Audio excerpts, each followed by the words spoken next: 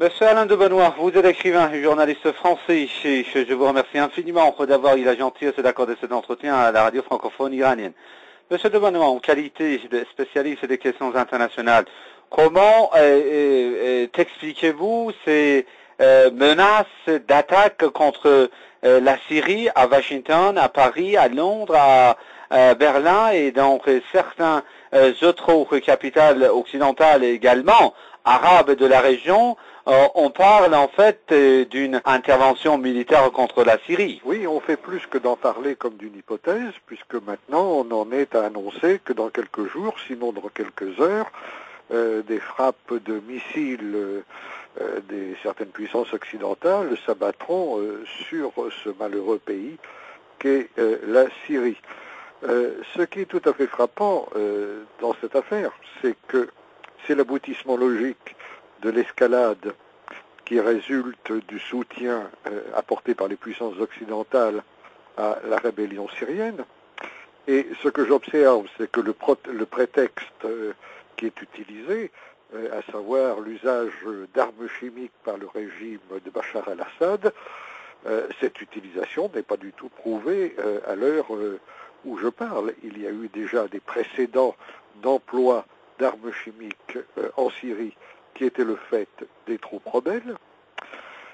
D'autre part, on a envoyé, si je ne m'abuse, des experts qui se trouvent actuellement à Damas, des experts de l'ONU qui sont chargés d'en savoir un petit peu plus.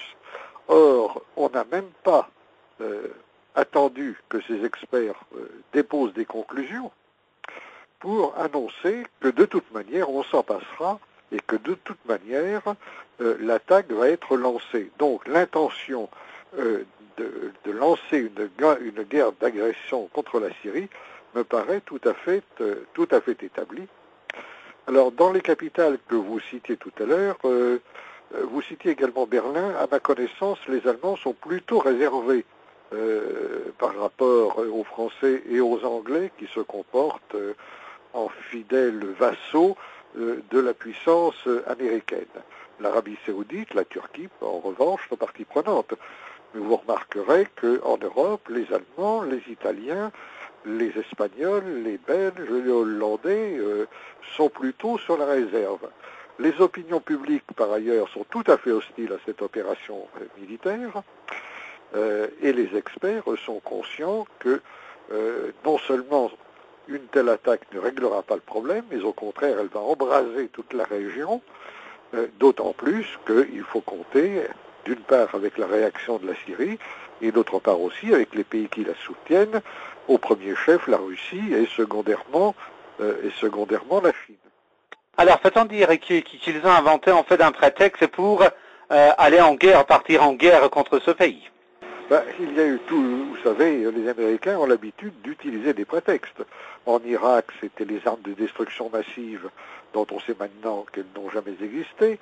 Au Kosovo, dans les Balkans, c'était le massacre de Timișoara, dont on sait aujourd'hui que c'était un montage. D'autres prétextes ont été utilisés concernant la Libye. Dans toute une série de contextes, on saisit un prétexte pour réaliser une politique qui est en réalité arrêtée de longue date.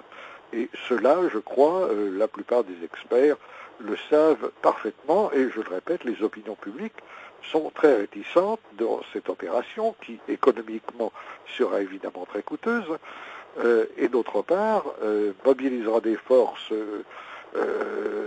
qu'on n'a pas toujours. Je pense au cas de la France, dont les forces militaires ont vu leur budget se restreindre singulièrement toutes ces dernières années, et surtout savent que politiquement, cela ne résoudra rien, bien au contraire.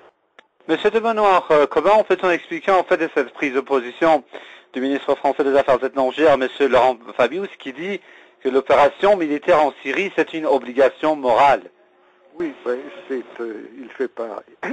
il fait part à ceux qui l'écoutent de la morale qui est la sienne, mais qui n'est pas la morale de tous les autres. Il oublie aussi qu'en matière de politique internationale, la morale passe toujours après les intérêts.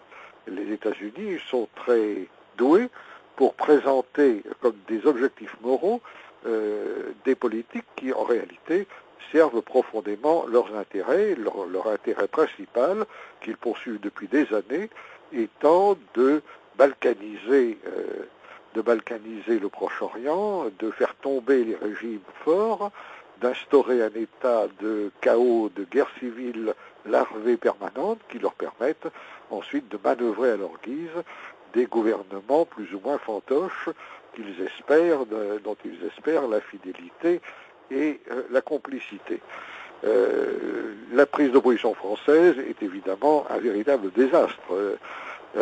C'est quelque chose qui marque un tournant, si l'on ose dire, encore que sous Nicolas Sarkozy, les choses étaient assez peu différentes. Vous vous souvenez de l'affaire de Libye, vous vous souvenez de la réintégration du commandement intégré de l'OTAN à l'initiative de la France de Sarkozy. Il y a dans ce revirement de la politique française dans le sens d'une allégeance de plus en plus évidente aux États-Unis, quelque chose de véritablement tragique.